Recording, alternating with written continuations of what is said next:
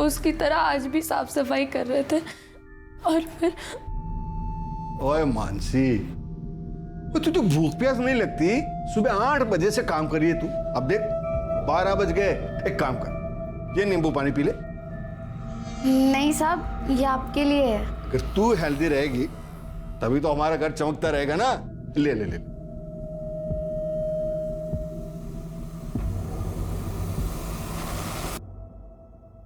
Very good. साहब मैं इसको किचन में रख के आती हूँ।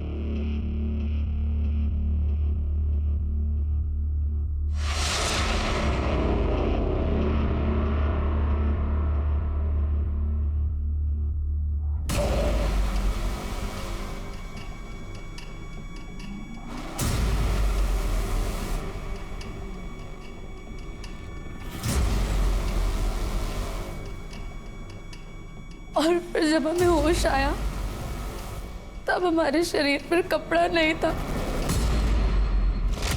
अच्छा, क्या आप इन्हें तुरंत पुलिस स्टेशन ले आए? इनका मेडिकल एग्जामिनेशन भी हो जाएगा। शर्मा मैडम, इन्हें हॉस्पिटल ले जाके इनका मेडिकल एग्जामिनेशन करवाइए। जी सर। पांडे सर, इनकी FIR लिख लो। और ये सुनील अग्रवाल, इसे जरा थाने बुलाओ।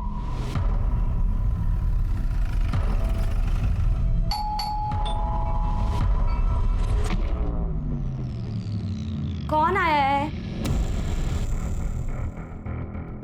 सर जी, मानसी झूठ बोल रही है।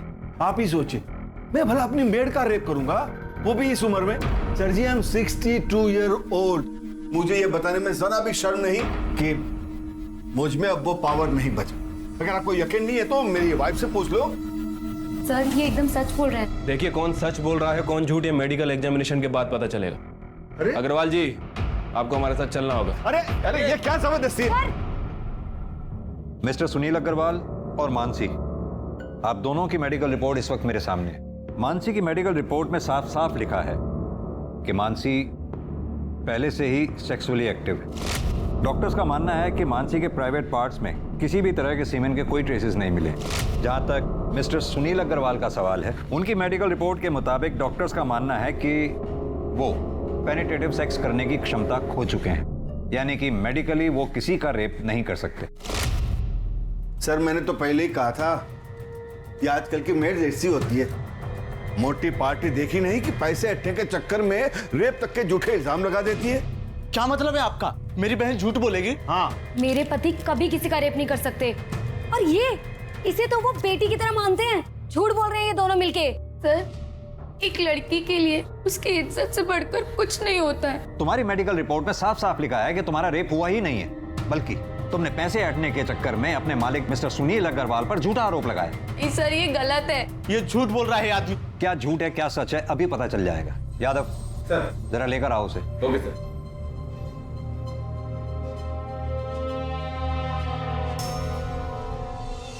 तुम?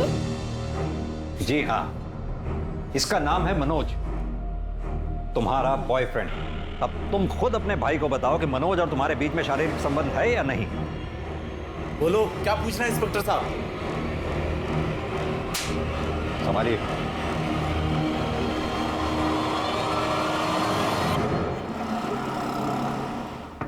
मानसी, दरवाजा खोलो।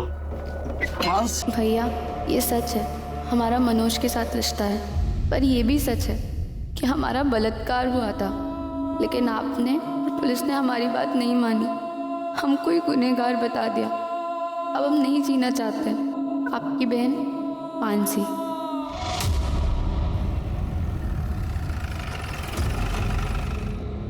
मानसी ने सुसाइड किया, इसमें मेरा क्या दोष है? दोष है, क्योंकि मानसी ने अपने सुसाइड नोट में साफ साफ लिखा है कि उसका बलात्कार हुआ था। साफ साफ बताइए कि माजरा है क्या?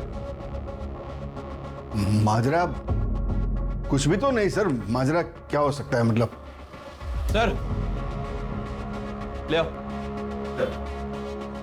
सर, ये बेड के नीचे 2 बॉक्स मिला है और देखिए इन बॉक्सेस में क्या मिला है। सेक्स टॉय भी रखा है सर। तो माजरा ये है, इससे आपने मानसी का रेप किया था। जवाब दीजिए। सर मेरे पति ऐसा किसी के साथ कर नहीं सकते सर। आप प्लीज चुप रहिए। इतना सब कुछ मिलने के बावजूद भी आप अपने पति की तरफदारी कर रही हैं। मेरे पति ऐसा कभी किसी के साथ कर ही नहीं सकते। आप शांत रहिए। हाँ, सारा कसूर मेरा ही है, मैं ही दोषी हूं। मानसी ने मेरे कारण सुसाइड किया। I don't know responsible. अरे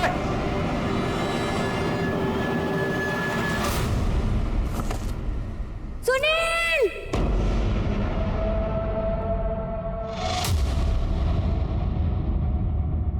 नमस्कार, आदाब। क्राइम पेट्रोल सतर्क के ब्लैक हेडलाइंस अध्याय के आज के एपिसोड में आप सबका स्वागत है। जिन लोगों से हमारा व्यवहार होता है उन पर भरोसा करना लाजमी है, लेकिन भरोसा एक ऐसी चीज है जो बहुत सोच समझ कर करना चाहिए। मानसी ने सुनील पर भरोसा किया और उसका दिया हुआ शरबत पी लिया। नतीजा ये हुआ कि वो सुनील द्वारा अननेचुरल यानी कि अप्राकृतिक तरीके से किए गए रेप का शिकार बन गई।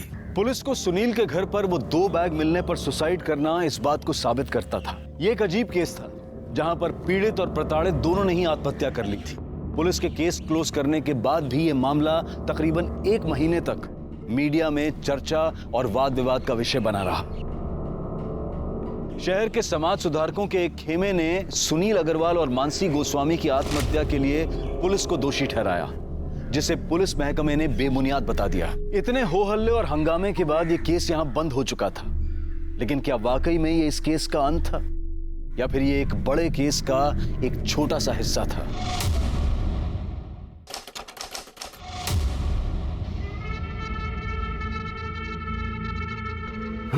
जल्दी आओ।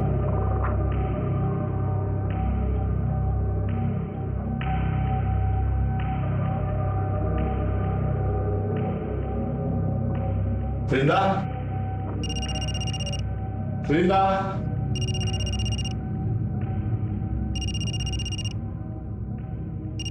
वृंदा, अरे कहाँ चली गई? साहब मैसेज चेक करो।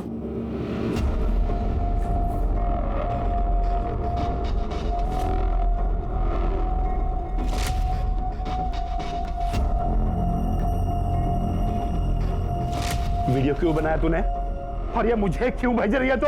5 लाख, और अगर नहीं दिया ना तो तुम्हारी बिल्डिंग में वॉचमैन, धोबी, माली, हर एक फ्लैट वाले को ये वीडियो भेज दूंगी, समझा? अच्छा तो तू 24 घंटे हैं तेरे पास, रखती हूँ।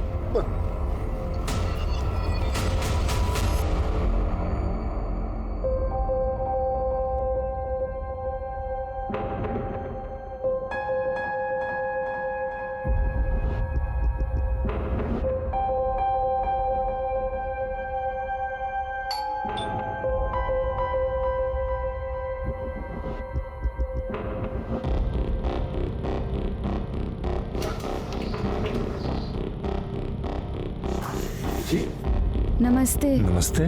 मैं करिश्मा। करिश्मा?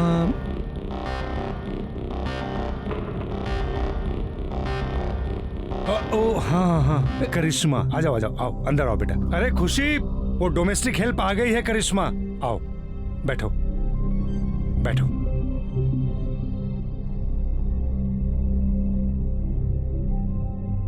नमस्ते। नमस्ते नमस्ते, बैठो। देखो, काम मैंने फोन पे तुम्हें समझा दिया है, बस हम 2 लोग हैं। सर काम कब से शुरू करना है? वो हम सोच रहे थे आज से ही कर देते। वो क्या है ना, हमारी माँ हमारे रहते दूसरों के घर में काम करती है, हमको अच्छा नहीं लगता। और वैसे भी हमारे भाई की भी तबीयत ठीक नहीं रहती, उसके पास कोई नहीं होता तो वो परेशान हो जाता है। मुझसे क्या पूछ रहे हो? भले घर की लगती है, रख लो। ठीक है बेटा, तुम आज से काम शुरू कर दो। थैंक यू साहब। अरे ऐसे क्या, आओ मैं तुम्हें किचन दिखा दूं, आ जाओ।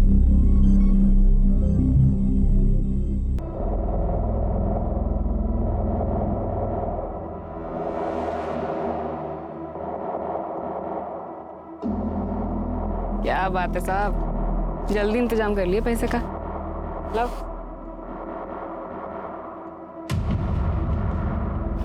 रब है ना, सब देख रहा है, तेरा भला नहीं होना कभी। ये पैसे मैंने अपने पोते की पढ़ाई के लिए रखे थे, समझी? बैंक पढ़ाई के लिए लोन बांट रही है, टेंशन मत लो आप। जाके पोते का ध्यान रखो, जाओ। अरे जाओ।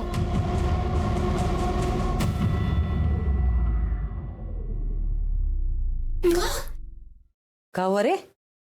अरे क्या बात है? हाँ? ये देखो मैं आप लोगों के लिए क्या लेके आई हूँ। क्या लाई है? समोसा और जलेबी। ए, पैसा कहाँ से मिला रे? अरे जिनके यहाँ काम करती हूँ उन्होंने दिए। मोनू तो बोल से डिलीवरी आएगा। ये देख। हे जंगली भाई, तेरा नौकरी ऐसे ही चलत रहे, जिससे हमरे मोनू का इलाज और पढ़ाई भी निमह जाए, घर भी चलत रहे।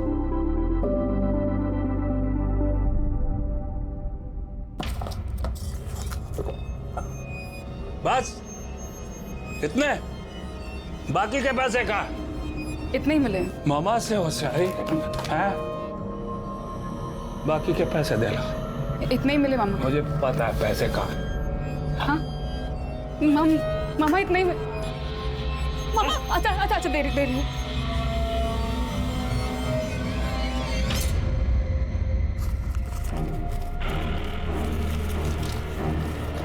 मामा थोड़े इसके मुझे भी दे दे। ताकि तू भाग जाए। हैं? अरे तेरे माँ बाप ने जब तेरे को घर से बाहर निकाला ना, तो इस मामा ने आसरा दिया तेरे को। चल दबा जा।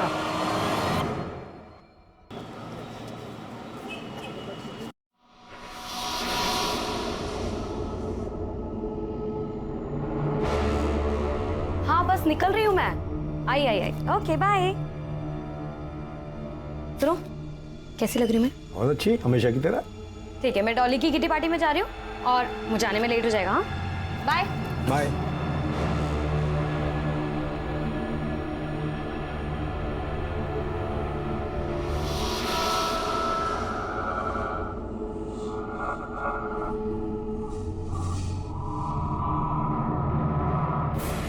अरे करिश्मा बेटा, ये जूस पी लो।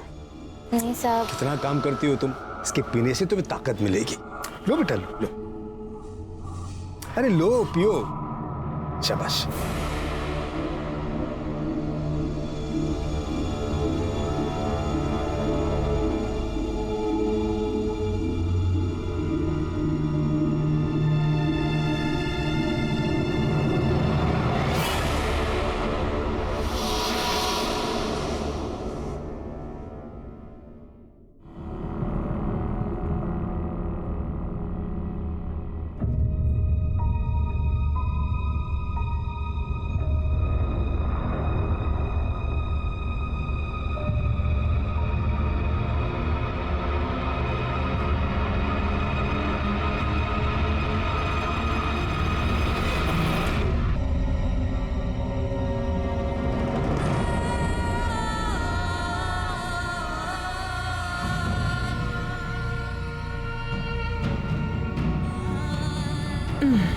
अरे आ गई तू, खाना लगा दे।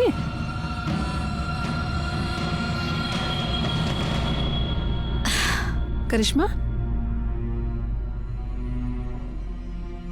क्या हुआ बेटा? तबीयत ठीक नहीं है का?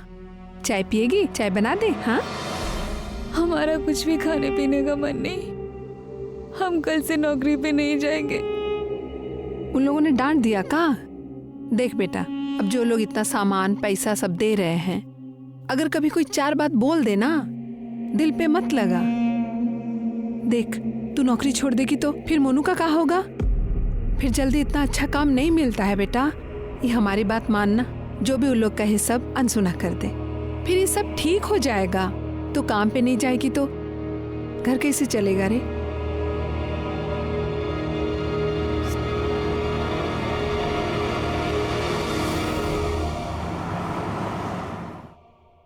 बाद में बात करती हूँ।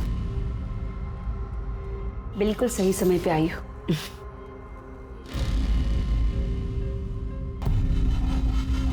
ये है तुम्हारा नया शिकार। कुछ दिन इसका पीछा करो, देखो ये सही समय पे किल ठोक दो। नमस्ते, मैं धीरे जरूर आऊँ। क्या लेंगे आप मालिक? चाय पानी? अरे नहीं, कुछ तकलीफ मत कीजिए आप। ये आपका बेटा है? हाँ। बेटा जरा यहाँ आना। क्या रुस्तिकर साहब? ये लो बेटा, ये तुम्हारे लिए। हाँ, जा जा बाहर खेलो, जाओ। अब ये लीजिए बैच, ये आप लोगों के लिए कुछ गर्मा गर्म जलेबी और नमकीन है। और हाँ, ये आपके लिए साड़ी। हमारे लिए साड़ी? हाँ लीजिए। करिश्मा नजर नहीं आ रही। हाँ, करिश्मा घर पे ही है, हम अभी बुलाते हैं। करिश्मा। हाँ माँ। बेटा भाग क्या ना, देख तेरे मालिक आए हैं। कैसी हो करिश्मा? बेटा कल काम पे नहीं आई तुम? मालिक इसका ना तबीयत थोड़ा ठीक नहीं था, लेकिन कल से आएगी। हाँ कल से आएगी काम वो पे। तो ठीक है। करिश्मा के लिए मेरे पास एक बहुत अच्छा सा ऑफर है। क्या है बहन जी, वो बहुत अच्छा काम कर रही है, तो मैं सोच रहा हूँ कि इसे अपने बहू बेटे के पास दुबई भेज दूँ। दुबई? अरे जरा सोचिए बहन जी, यहाँ का 20 रुपया मतलब वहाँ का 1 रुपया, मतलब उसकी पगार 20 गुना बढ़ जाएगी। और हर 3 महीने में हम उसे आपके पास भेज देंगे मिलने के लिए, और आपकी और आपके बेटे की देखभाल के लिए तो हम है ही यहाँ पर। कहिए क्या ख्याल है आपका? अच्छा ये लीजिए, ये एडवांस। मालिक आप तो देवता आदमी है। ऐसा कुछ नहीं। करिश्मा ये तो किस्मत है, इतने अच्छे आदमी के काम करने को मिला।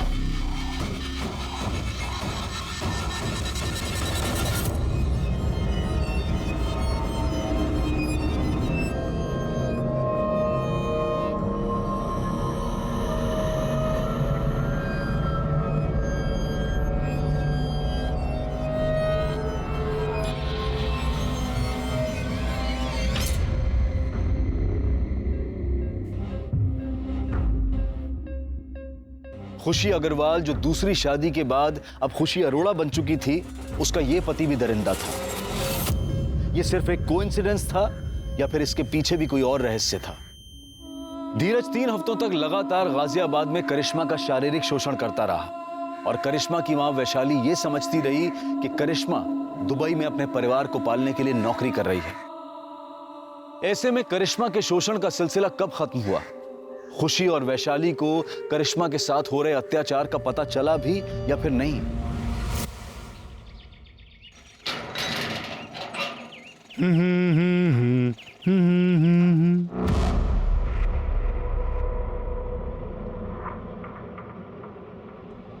मैडम, मैडम,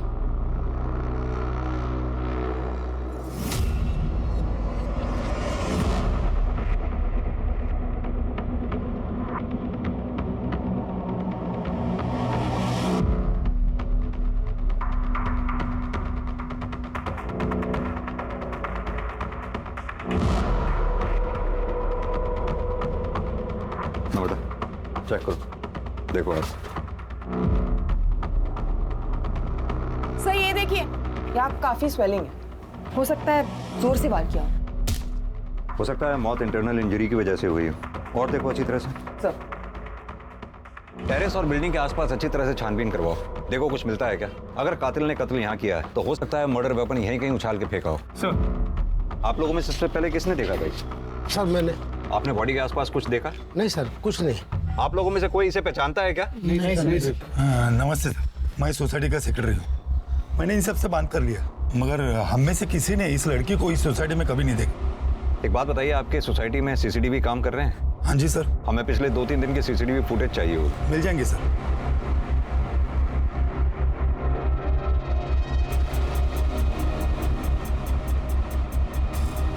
सर ये देखिए, सर पाँव के पास ये हेयर स्टाइल मिला है और ये हेयर कलर विक्टिम के हेयर कलर से काफी अलग है। सर मैंने पूरी बॉडी चेक की, लेकिन कहीं कोई निशान नहीं है और बॉडी के आसपास खून के धब्बे भी नहीं है। बाल का डीएनए विक्टिम के डीएनए से मैच करवाओ और बॉडी एक बार फिर से चेक करो, देखो कहीं कोई निशान तो नहीं। सर। संदीप, बॉडी का पंचनामा करवा के पोस्टमार्टम के लिए भिजवाओ और उससे पहले इसकी फोटोग्राफ्स लेके सोसाइटी में दिखाओ, देखो कोई पहचानता है क्या। अगर यहाँ कोई ना पहचाने तो आसपास की सोसाइटीज में दिखाओ, वहां भी अगर कोई ना पहचाने तो सोशल मीडिया पे डालो उसकी फोटोग्राफ और इस एरिया के रहने वाले लोगों में विक्टिम का फोटोग्राफ सर्कुलेट करो। हमारे लिए इसके बारे में जानना बहुत जरूरी है, तभी हम कातिल तक पहुंच सकते। सर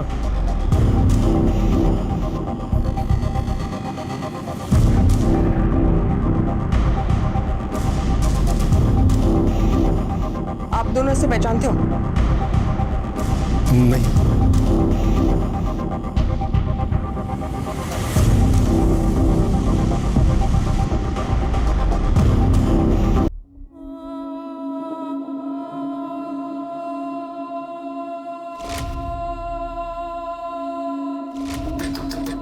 करिश्मा दरवाजा खोल बेटा, इसे खाना पीना छोड़ने से कोनो समस्या का हल नहीं निकलता। दीदी दीदी अगर तुम भी नहीं खाओगे तो हम भी नहीं खाएंगे। इसमें खोल दे बेटा।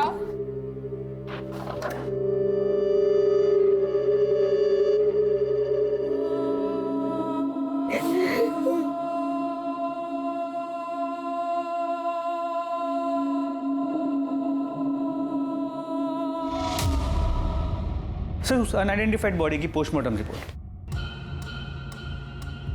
विक्टिम की मौत 13 तारीख को दोपहर 2:30 बजे से 4:30 बजे के बीच में हुई है, लेकिन इसकी इंफॉर्मेशन तो हमें अगले दिन 14 तारीख को सुबह 8 बजे मिली। कुछ समझ में नहीं आ रहा, भरी दोपहर में टेरेस पे मर्डर। सर ये बिलीवेबल नहीं लग रहा। मैंने सीसीटीवी फुटेज भी चेक किया लेकिन कुछ सस्पिशियस नहीं मिला। विक्टिम की मौत सिर पर कोई भारी चीज लगने की वजह से हुई है। संदीप, इतना तो तय ये एक्सीडेंट का मामला नहीं है। सर मैंने टेरेस, कैंपस, आसपास के बिल्डिंग्स में भी चेक किया लेकिन कुछ ऐसा नहीं मिला जिससे हम मर्डर वेपन कह सकें। विक्टिम प्रेग्नेंट थी, तकरीबन 5 महीने। सर बॉडी देखकर तो ऐसे नहीं लग रहा था। सर विक्टिम की बॉडी पे जो हेयर स्ट्रैंड मिला था उसका डीएनए विक्टिम से मैच नहीं करता है सर। ये देखिए। यादव जी, एक काम कीजिए, सोसाइटी में उस दिन 2 बजे से लेकर 5 बजे के बीच में जिन जिन लोगों की भी मूवमेंट हुई है सीसीटीवी कैमरा में उन सबको आइडेंटिफाई करो। पता लगाओ क्या उनमें से कोई भी विक्टिम के साथ कनेक्टेड था। Okay sir. सर उस बिल्डिंग में जितने भी लोग एक्सक्यूज मी सर, मैं कम। जी आइए। सर मेरा नाम आलोक, मैं आपसे एक जरूरी बात शेयर करना चाह रहा हूं। प्लीज बैठिए पहले आप। जी थैंक यू सर। बताइए क्या जरूरी बात शेयर करनी है आप। ये जो लड़की है, मैं इस लड़की को जानता हूं सर। इस लड़की का नाम विरिंदा चौहान, और सर ये मेरे वहां मेड का काम करती थी। सर वो इसने मुझे अपने सेक्स के जाल में फंसाकर मुझसे 5 लाख रुपए ब्लैकमेल के तौर पर रैंठे थे। आलोक जी, कहीं ऐसा तो नहीं कि विक्टिम के पेट में आप ही का बच्चा था? मैं तो उस लड़की से 1 महीने पहले ही मिला था। आप इस वृंदा चौहान के कांटेक्ट में आए कैसे?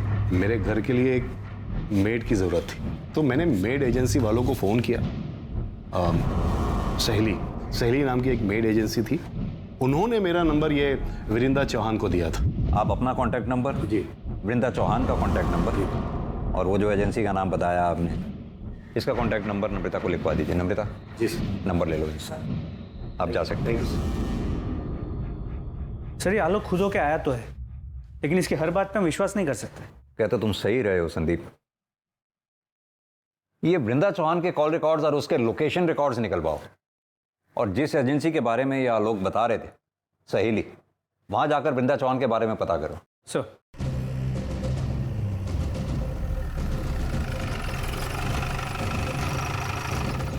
वृंदा हमारी एजेंसी के साथ 7 महीने से जुड़ी हुई। 2 महीने किसी के यहाँ काम करने के बाद एक दिन रोते रोते मेरे पास। ठीक।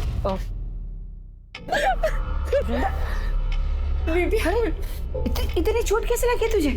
मेरे मामा ने आज मेरे साथ ऐसे जबरदस्ती किया, मुझे बहुत पीटा। तो अपनी माँ से बात क्यों नहीं करती? वो कुछ करेगी ना। मेरे मामा मुझसे बहुत नाराज है। उन्होंने मुझे घर से निकाल दिया है। मैं उनके पास नहीं जा सकती दीदी, नहीं जा सकती दीदी। वो एक अलग कहानी है। हम दोनों पुलिस के पास चलते हैं। पुलिस को बता दे। नहीं दीदी, पुलिस की बात करें तो मामा मुझे घर से निकाल देगा। मेरे पास रहने का कोई ठिकाना नहीं है। रोना बंद कर और ये बता कि तू मुझसे क्या चाहती? मामा ने बोला था कि उसको पैसे ला के दूंगी ना तो वो मुझे छुएगा नहीं। दीदी कोई ऐसा जुगाड़ बता दो जिससे कम समय में ज्यादा पैसे कमा सको, क्योंकि अगर ऐसा ही चलता रहा तो या तो मेरा मामा मुझे मार देगा या मैं अपनी जान ले लूंगी। फिर मैंने उससे ऐसे लोगों के यहाँ काम करने का आइडिया दिया। वो क्या है ना साहब कि 2 पैसे एक्स्ट्रा भी मिल जाते हैं। मुझे उन सारे लोगों के नंबर चाहिए जिनके घर पे वृंदा ने काम किया था।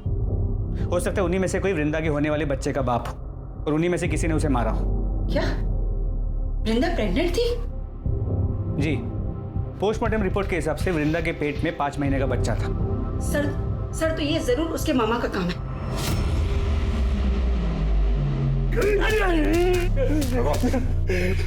जनाब जितना मारना मार लो जनाब, मैं सच कहता हूँ। मैंने इंदिरा के साथ जबरदस्ती जरूर की जनाब, लेकिन मैंने उसका खून नहीं किया। जबरदस्ती की? जैसे तू जबरदस्ती कर रहा है, इसे जबरदस्ती नहीं रेप कहते हैं। बता, 13 तारीख को दिन में 2:30 बजे से लेकर 5:30 बजे तक कहाँ था? जनाब, उस दिन मैं ट्रक में सामान लेके हरिद्वार गया था। आप चाहो तो सिंह कंपनी में फोन करके पूछ लो। आइए जनाब। हमें सिखाएगा तू? वो जो बिंद्रा जिन बुड्ढों को चूना लगाती थी, उनमें से किसी ने मारा होगा जनाब।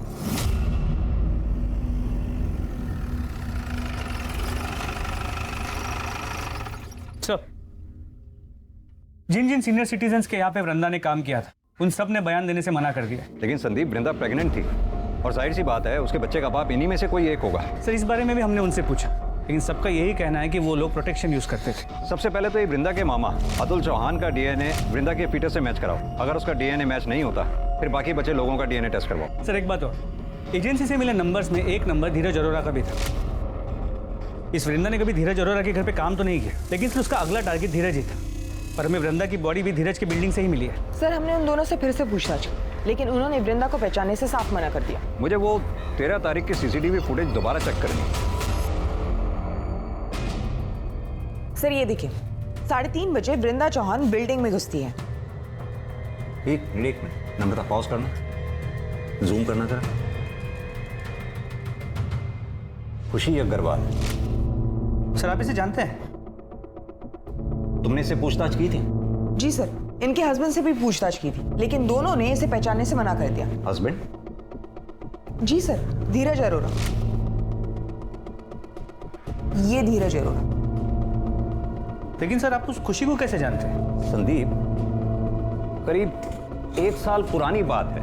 इस खुशी के पहले पति, इस खुशी का तब खुशी अग्रवाल नाम था और पहले पति का नाम था सुनील अग्रवाल। सुनील अग्रवाल के ऊपर उनके काम वाली ने बलात्कार का आरोप लगाया था और जब हम उनके घर में बयान की पुष्टि के लिए पहुंचे तो सुनील अग्रवाल का यह कहना था, मुझे यह बताने में जरा भी शर्म नहीं कि मुझ में अब वो पावर नहीं बचा। हमें यह भी पता चला कि उस काम वाली का एक बॉयफ्रेंड भी था। हमने सोचा हो सकता है कि उस काम वाली ने पैसे ऐंठने के लिए अपने मालिक पर झूठा आरोप लगाया हो। और हैरानी वाली बात यह है कि उस काम वाली ने आत्महत्या कर ली। उससे भी ज्यादा हैरान करने वाली बात यह थी कि उसने अपने सुसाइड नोट में कंफर्म किया कि उसके साथ बलात्कार हुआ था और बलात्कारी कोई और नहीं, वो खुशी अग्रवाल का पहला पति सुनील अग्रवाल ही था। हम उसके बयान की पुष्टि के लिए फिर उनके घर पे गए और छापेमारी के दौरान हमें उन दोनों के घर से सेक्स टॉयज मिले। उन दोनों को थाने लेके आओ। खुशी जी, हम कुछ समय पहले भी मिल चुके हैं। तब आप खुशी अग्रवाल हुआ करती थी और आज खुशी अरोड़ा। कुछ याद है आपको? जी सर। आज आप सेकंड मैरिज करके मूव ऑन कर गई, अच्छी बात है। Thank you sir. मिस्टर धीरज, आपका मानना है कि आप वृंदा चौहान को जानते ही नहीं? जी बिल्कुल। जबकि वृंदा जिस एजेंसी में काम किया करती थी, उस एजेंसी के मुताबिक आपने किसी काम वाली के लिए वहां रिक्वायरमेंट दी थी और उस एजेंसी का यह कहना है कि वृंदा आपके घर में काम करने वाली थी। जैसा कि वृंदा हर मर्द को हनी ट्रैप करके ब्लैकमेल किया करती थी, शायद आपको भी वो करने वाली थी या फिर हो सकता है किया हो। कहीं ऐसा तो नहीं ये बात आपको पता चली हो और आपने वृंदा का मर्डर कर दिया हो? या क्या कह रहे हैं सर? मैं वृंदा को जानता तक नहीं था। इनफैक्ट आज से पहले उसका नाम भी नहीं सुना था मैं। हाँ, हर एजेंसी को हमने कांटेक्ट किया था मेड की रिक्वायरमेंट के लिए, अपनी डिटेल्स भी छोड़े थे वहां, पर हाल फिलहाल हमें मेड की कोई रिक्वायरमेंट नहीं थी। नमिता, जरा धीरज जी को दिखाओ।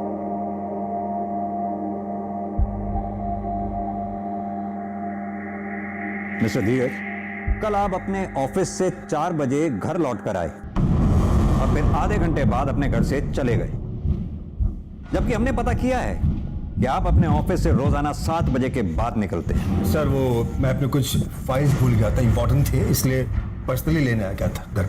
और खुशी जी, आप कल अपने घर से 3:45 पे निकली और ठीक 10 मिनट बाद 3:55 पर घर लौट कर आ गई। सर, ऐसी कोई बात नहीं है, मैं बस पैसे विड्रॉ करने गई थी वहां से। और आप स्टेटमेंट चेक कर लीजिए बैंक का, सीसीटीवी फुटेज होगा, आप वो चेक कर लीजिए। खुशी जी, ये एक अजीब सा इत्तेफाक नहीं है? 1 साल पहले भी जब हम मिले थे तब भी जुर्म आपके इर्द गिर्द ही हुआ करते थे और आज भी ठीक वही सिचुएशन है। सर, इसे मेरी बुरी किस्मत समझ लीजिए या फिर कोइंसिडेंस। ठीक है, फिलहाल आप दोनों जा सकते हैं। Thank you.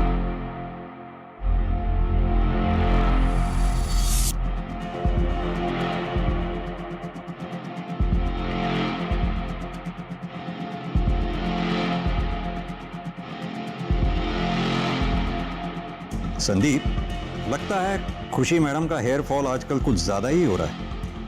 और सर इस बाल का कलर लगभग उस बाल के कलर जैसा है जो हमें क्राइम स्पॉट पे मिला था। मैं चाहता हूं कि तुम इस बाल का डीएनए पहले मिले हुए बाल के डीएनए से मैच करो। मेरी गट फीलिंग ये कहती है ये दोनों बाल एक ही इंसान के हैं और वो इंसान कोई और नहीं, खुशी अग्रवाल और खुशी अरोड़ा ही है। वृंदा का मर्डर एक के बाद एक रहस्यमयी मोड़ ले रहा था। किसने किया था वृंदा का खून?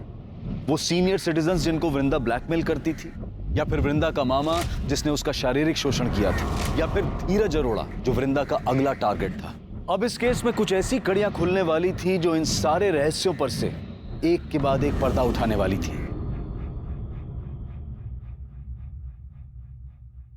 सर, वृंदा के मामा अतुल चौहान का डीएनए वृंदा के पेट की फीटस के डीएनए के साथ मैच करता है। रिपोर्ट। यानी वृंदा के मामा के पास वृंदा को मारने का मोटिव था, लेकिन बिल्डिंग के उस सीसीटीवी फुटेज में ये मामा कहीं दिखाई नहीं दिया। वृंदा की बॉडी के पास जो हेयर स्टैंड मिला था उसके डीएनए रिपोर्ट का क्या हुआ? वो नम्रता लेके आ रही है। सर, वृंदा की बॉडी के पास जो हेयर स्टैंड मिला उसका डीएनए खुशी के डीएनए से 100% मैच करता है। ये देखिए। ये खुशी शक्ल से जितनी भोली दिखती है उतनी भोली है नहीं। एक काम करो, ये खुशी के घर का सर्च वारंट निकालो। सर, मैं वही चेक कर रहा हूँ, थोड़ी देर में फोन करता हूँ ना आपको। ओके खुशी। मैं देखती हूँ। पूरे घर की अच्छे से तलाशी लो। सर, क्या हो रहा है सर? आप हमें अपना काम करने दीजिए।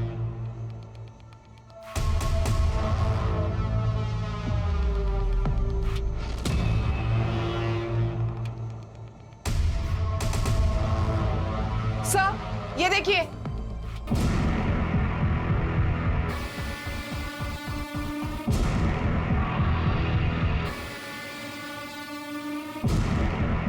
ये इस पिक में लड़की कौन है? यही रहती है? सर, हमने इसे अडॉप्ट किया है। पहले यही रहती थी, अब मेरे बेटे के साथ दुबई में रह रही है। नाम क्या है इस लड़की का? करिश्मा।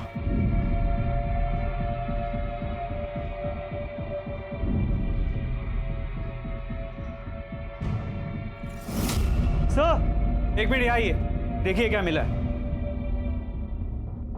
सर, मर्डर वेपन तो नहीं मिला, लेकिन ये सब कुछ मिला है। और सर, ये देखिए सर, ये सारा सामान बिल्कुल वैसा ही है जैसे आपने कहा था आपको खुशी के पिछले घर से मिला था।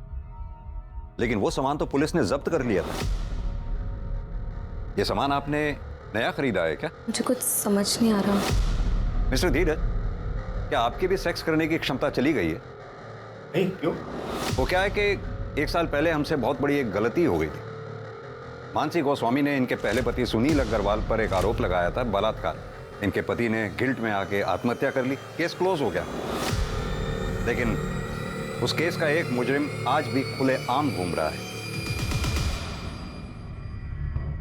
देखिए, आप दोनों के खिलाफ हमारे पास इतने सबूत तो हैं ही कि हम कोर्ट में आसानी से ये साबित कर पाएंगे कि वृंदा का मर्डर आप दोनों ने ही मिलकर किया है। सर, हमने ऐसा कुछ भी नहीं किया। हमने उसे नहीं मारा सर। ये आपके बाल वृंदा की बॉडी पर कैसे मिले और उन बालों का डीएनए आपके डीएनए से कैसे मैच करता है?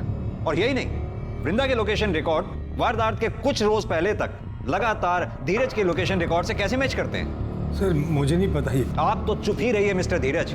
लगातार आप झूठ पर झूठ बोलते चले जा रहे हैं। यादव जी, जरा फुटेज दिखाइए इन्हें। इस फुटेज में जो लड़की दिखाई दे रही है करिश्मा, आपने ये कहा कि आपकी अडॉप्टेड बेटी है और वो दुबई में रहती है। तो फिर कैसे इस फुटेज में आपकी बिल्डिंग से वो निकलते हुए दिखाई दी और कहां जा रही थी वो? हमारा टाइम वेस्ट मत कीजिए। ये बताइए कि आप दोनों ने मिलकर वृंदा को मारा या आप दोनों ने करिश्मा के साथ मिलकर वृंदा को मारा?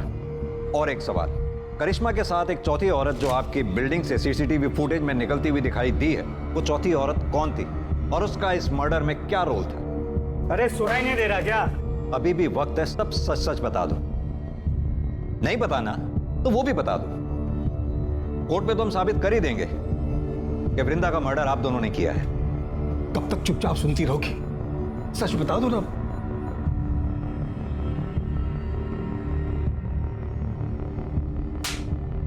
तुम्हारे पास फालतू का टाइम होगा, हमारे पास नहीं। बोलो। सर, हमने वृंदा को नहीं मारा, उल्टा वो हमें फॉलो कर रही थी, वो हमें ब्लैकमेल कर रही थी सर। और वो धीरज को फॉलो करते करते मुझ तक पहुंची। उसने हम दोनों को साथ देखा और उससे पता चल गया था कि हम दोनों पति पत्नी हैं। जब धीरज नहीं थे, उनकी एब्सेंस में वो घर भी आई थी। तुम अपने बचपन के पैर को अंदर नहीं बुलाएगी? तुम यहाँ क्या करने आई हो?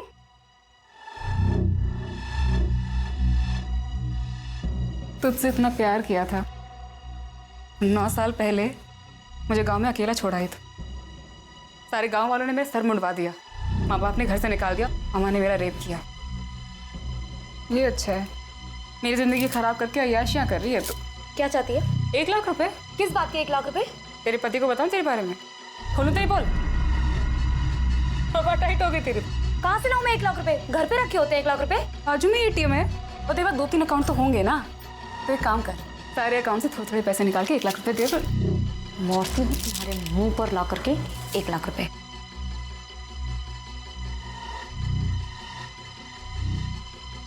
जब मैं वापस आई तो वो मरी हुई थी। वृंदा, वृंदा। फिर मैंने तुरंत धीरज को कॉल किया। क्या बात है, क्यों बुलाया मुझे? जब मैं घर पहुंचा तो मैंने देखा कि वृंदा मरी पड़ी थी। अब खुशी ने मुझे सारी कहानी बताई तो हम दोनों ने मिलकर उसकी लाश को कमरे में छुपा दिया और मैं ऑफिस चला गया। मुझे पता था सर कि हमारी बिल्डिंग का टेरेस खुला रहता है। रात को हम दोनों ने इसकी लाश को सीढ़ियों के रास्ते से टेरेस पर रख दिया। कहानी अच्छी सुनाई आपने मिस्टर धीरज। चलिए एक बार को मान भी लिया जाए कि आप लोगों ने वृंदा को नहीं मारा। मेरा सवाल अब भी वहीं का वहीं है, वो चौथी औरत जो करिश्मा के साथ सीसीटीवी फुटेज में आपकी बिल्डिंग से बाहर निकलती देखी गई, वो औरत कौन थी और उस औरत का इस मर्डर में क्या रोल था? खुशी, छुपाने में नुकसान है हमारा, सच बता दो। सर मैं बताता हूं, करिश्मा और उसकी मां वैशाली ने ही वृंदा को मारा है। बर्तन चौका करने वाले गरीब लोग हैं साहब, हम क्या किसी को मारेंगे? यही मरदवा हम होंगी, यही दोनों हत्यारे हैं। तो ये लोग का बस चलता ना तो हमारी करिश्मा को भी मार देते ये लोग। देखिए आप जो भी कहना चाहती हैं साफ साफ कहें। सर, इन लोगों ने हमें कोई अडॉप्ट नहीं किया था, हम इनके यहाँ नौकरानी का काम करते थे। उन्होंने माँ से झूठ बोला कि अपने बेटे के पास दुबई भेज रहे हैं, लेकिन हमें अपने घर में कैद रखा।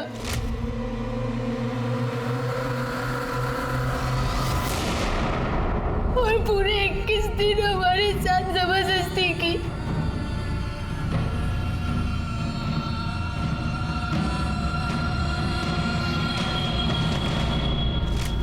अगर ऐसा था तो आप लोग तुरंत हमारे पास क्यों नहीं आए?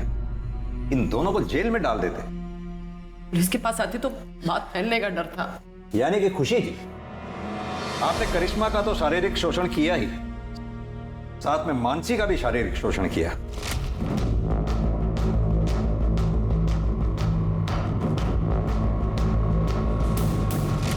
इतना ही नहीं, इस कुकर्म में आपके दोनों पति बराबर के भागीदार थे। पहला पति सुनील अग्रवाल, वो आपको एक कुकृत्य करते हुए देखता था, और आपका दूसरा पति मिस्टर धीरज अरोड़ा इस कुकर्म में आपके बराबर के भागीदार थे। आईपीसी की धाराओं की लंबी लिस्ट लगेगी आप दोनों की। ये बताइए कि वृंदा को क्यों मारा आप लोगों ने? हमने उसे नहीं मारा सर, यही दोनों ने मारा है। हम कैसे करेंगे उन लोगों का मर्डर? हम जब वहां पहुंचे, करिश्मा करिश्मा करिश्मा जब हमको चुपके से फोन करके इन लोगों को सारा सच्चाई बताई, हम करिश्मा को लेने के लिए इन लोग के फ्लैट पे पहुंचे। करिश्मा औरत पहले से मर चुकी थी। झूठ बोल रही है ये दोनों। मैं मानती हूँ सर कि मैंने बचपन में उसे सताया होगा, लेकिन अब ऐसा नहीं था। मैं प्रायश्चित करना चाहती थी और इसीलिए ना मैं उसे पैसे देने चाहती थी सर, लेकिन इन दोनों माँ बेटियों ने मिलकर उसे पहले से ही मार दिया था। साहब प्रायश्चित करके ना नौटंकी कर रहे, नौटंकी। सर ये झूठ। ये केस उलझता ही जा रहा था। इस रेप और मोलेस्टेशन केस में ये तीसरी मौत थी। पहले मानसी और सुनील का सुसाइड और अब वृंदा का मर्डर। क्या कातिल इन्हीं लोगों में से था या फिर कोई ऐसा जो अब तक पुलिस की नजर से बचा हुआ था? संदीप, हो ना हो कत्ल इन चारों में से ही किसी एक ने किया है। हो सकता है खुशी ने वृंदा को मारा हो और फिर धीरज को फोन करके बुलाया हो वृंदा की लाश को ठिकाने लगाने के लिए। या फिर यह भी हो सकता है वृंदा के डर से खुशी ने धीरज को फोन करके बुलाया हो और उन दोनों ने मिलकर वृंदा को मार दिया हो। कौन हो तुम? कौन हो तुम?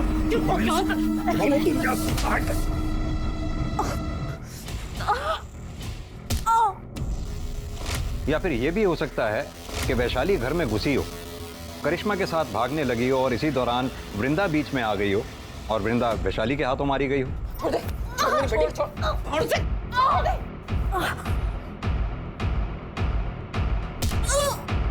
कुछ समझ नहीं आ रहा है संदीप। सर, वृंदा मर्डर केस में एक इंटरेस्टिंग चीज सामने आई है। सर, मैंने वारदात के एक दिन आगे पीछे की बिल्डिंग की सीसीटीवी फुटेज निकाली तो उसमें ये धीरज काला पॉलिथीन लेके जाते हुए दिखाई दे रहा है। देखने से तो उसका टिफिन लग रहा है। सर, मुझे भी ऐसा ही लगा था, इसलिए मैंने उसी वक्त की बिल्डिंग के आगे के रोड की सीसीटीवी फुटेज निकलवाई तो ये धीरज ये काला पॉलिथीन उस डस्टबिन के पास फेंक रहा था। नम्रता, एक काम करो, अपनी टीम में से किसी को भी इस स्पॉट पे इमीडिएटली भेजो। हो सकता है ये पॉलिथीन अभी भी वहीं हो। जी सर।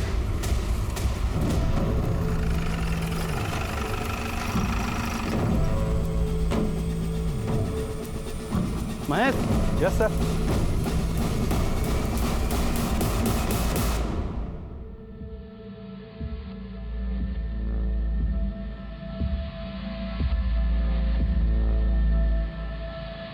सर, ये बैग मैंने फेंका जरूर था। वृंदा को मैंने नहीं मारा सर, ना ही खुशी ने मारा है। फिलहाल तो आप चारों में से जिसने भी वृंदा को मारा है बहुत जल्द पता चल जाएगा, क्योंकि हमारा फिंगरप्रिंट एक्सपर्ट उस गुलदस्ते की जांच पड़ताल में लगे हुए हैं। अभी भी टाइम है, आप में से जिस किसी ने भी वृंदा को मारा है शराफत से कबूल कर ले।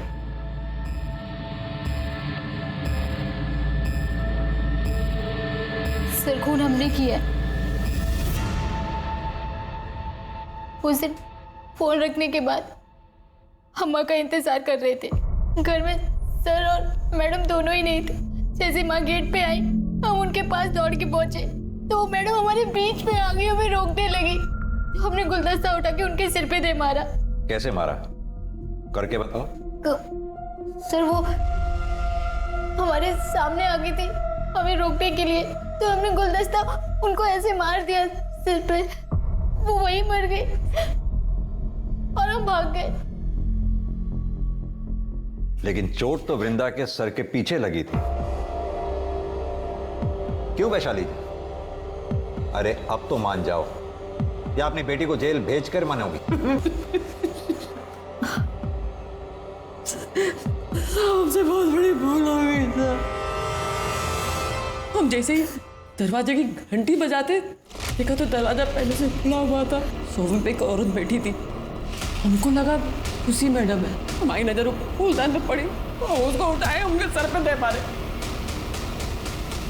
उसके बाद करिश्मा लेके वहां से भाग गए और इसीलिए हम करिश्मा को बलात्कार का केस लिखवाने के लिए पुलिस थाने नहीं आए। बिना देखे सुने, बिना सोचे समझे कुछ भी करने से पल भर में जीवन बिगड़ जाता है। जरा सा भी समझदारी से काम लिया होता तो अपराधी बनने से बच जाती। आज की तारीख में हमारे देश में समलैंगिक रिश्ते में होना कोई जुर्म नहीं है। अब तो कानून भी पास हो चुका है जो LGBT कम्युनिटी को मान्यता देता है।